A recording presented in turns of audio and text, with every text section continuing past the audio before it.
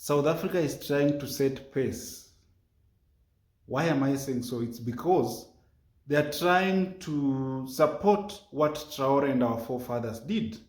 And this is amazing, and I am very happy, me as an African, because South Africa is known to be the so-called center of xenophobia, where Africans attack fellow Africans because they are not of that descent, because they are not of South African descent. So yesterday I saw a video where there was a protest in South Africa, and the main point here is this. The protest was against xenophobia. And I was so happy and impressed because a lot of protesters, they were carrying the placard saying that we are against xenophobia, that we as a continent, we are one as a continent. So this is what the forefathers of this continent dreamt of. And we are making baby steps. South Africa is leading. And we have to speak about this. We have to congratulate them because at least we are seeing that this continent is trying to realize its potential. So let's have a look at this video, the demonstration in South Africa. Then when we come back, we can analyze this video further. Posters that we see here.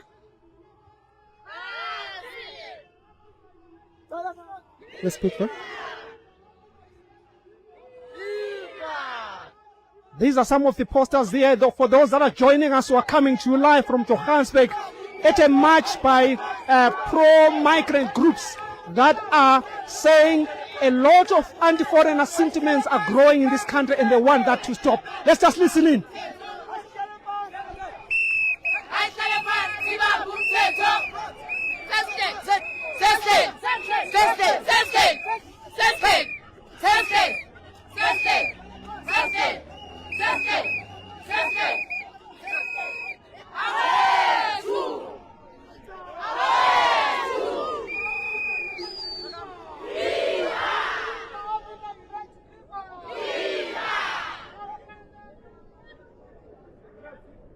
This is a march that's happening in Johannesburg today.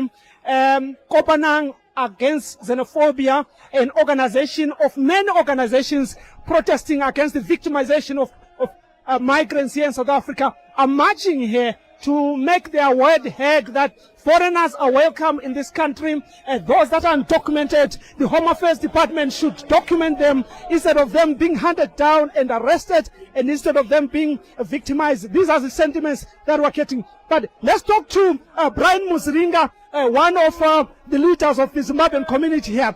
Why are you part of this march today? We are consolidating the Freedom Month, also reminding people that freedom was born for human rights, and also what is alleged to be freedom should be giving people the universal rights that's inclusion, which align with social cohesion. So today we are here to remind our hosting countries, who's been having mixed feelings but tolerant to some extent, that Africa, we are all going through problems, and there are also other issues there to do with push and pull factors. As migrants in South Africa, what are some of the things that you are saying you are being victimized about? Mostly, they are all interlinked to access to health, and also children who are supposed to qualify for tertiary, they are being denied that privilege due to lack of access to renewed documents, which are alleged to be still in the system pending, but non-functional on the ground. I actually feel good as an African because no one could ever imagine that South Africans, because they are known for the so-called xenophobia, they could at one point unite against it. It gives me joy as an African because that is the dream of our forefathers, that Africa has to unite. So if I see people protesting against xenophobia, it gives me joy because I know at least we are making baby steps toward realization of our potential, we as an African. Now, imagine this. Imagine if we unite as a continent and be one, with one economic projection, with one education system, with one military army, with one currency, We can be a superpower, we as Africans. Now, when we make such baby steps, it just gives me hope that Africa is going to unite eventually.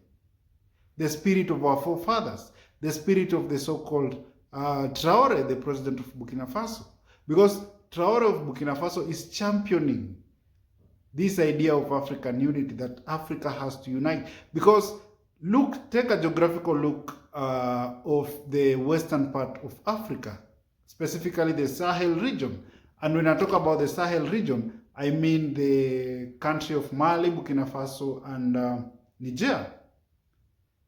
They are forming an alliance of African countries, 3 countries, and they are making amazing progress in terms of development.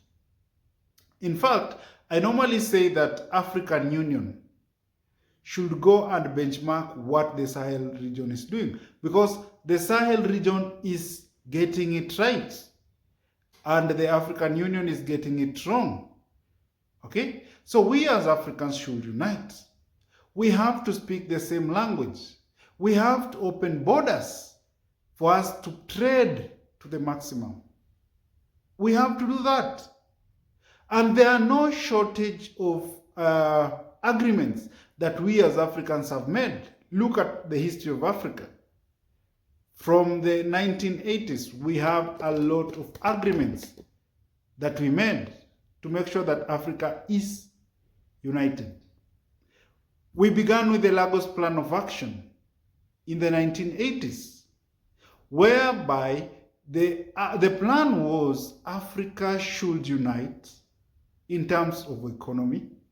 Africa was to open its borders to maximum trade, to maximize trade. Africa was to harmonize the education system so that we can move and soldier on as one. Unfortunately, this one never materialized. Look at the year 2001, the Abuja Declaration, where Africa was to unite to a common goal, and the common goal was to maximize the healthcare systems and facilities within the continent. Actually, according to Abuja Declaration, each and every African country was to contribute 15% of its budget to the healthcare system. Unfortunately, this one again never came to materialization. Why? Because most of African countries, we had debts, and the idea was not into agreement by other African leaders. At the same time, we also have the Africa Agenda 2063, the 2013 Agenda 2063, which is still in development. So if we realize that we have to unite, and the things that we are speaking, and the language that we are speaking will calibrate to our unity, we as Africans. And that is why I am talking about this passionately and congratulating the South Africans for spearheading this agenda, for supporting what Traore began, for supporting the agendas of our forefathers. We are doing good as a continent. It's only that we have to improve on the things that we do, to realize that we have lots of potentials in relations to African development. So if it's your first time here, guys, kindly share this video to fellow Africans, both of goodwill and the Africans who are in African diaspora, so that we can speak the same language and make sure that our continent goes far in terms of development and realizing its potential. So see you next time. Bye-bye.